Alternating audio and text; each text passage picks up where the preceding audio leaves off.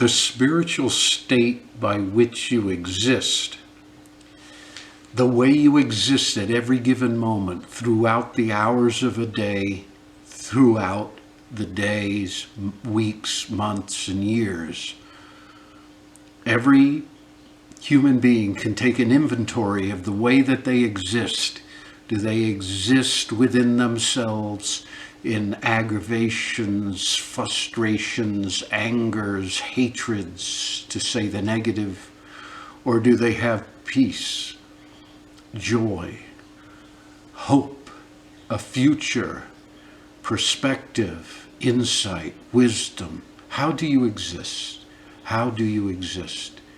Isn't it obvious that the way the destroyers of the United States exist is in a state of discontented hatred for Christianity and those that confess that they believe in Jesus Christ or God in any way? Don't they have a deep, utter contempt for us? Isn't that obvious to you? Isn't it been obvious for the last 50 years that the media and sitcoms and everything that we saw in popular culture made fun of everybody and everything that considered that God himself was relevant to your daily life? Excuse me. The Lord, our Father, is with us, has always been with us since the day his image was reinserted into us and came alive. All people are in the likeness of him because he made them. But those that were born back into the spirit of his nature and began to love that love that came into them and couldn't depart from that love, because that love was the essence of what every human being wanted. This is what they make fun of. So we led our lives by crucifying our flesh at the cross of self-denial, understanding of the depth of wisdom that self was not the way, that self-aggrandizement, self-projection, hypocritical, inauthentic fakers were detestable human beings. Yet the popular culture venerated that.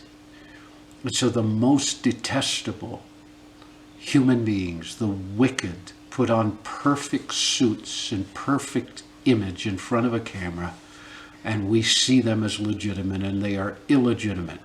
How do we know this? Because those are the ones that would agree that anybody who thinks that God Almighty is relevant, that they be a believer in his Son, Jesus Christ, that he's the Jewish Messiah, anybody who speaks these things or believes these things, they have said should have no place in society.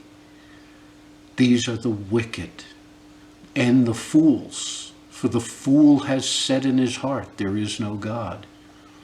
And America was founded on the majority of people getting up in the morning and through their sleep even, where they knew that God was observing them, that he knew their thoughts, even before they thought them, that he knew what all of their thoughts were, all of their motives were throughout the day, at any given moment.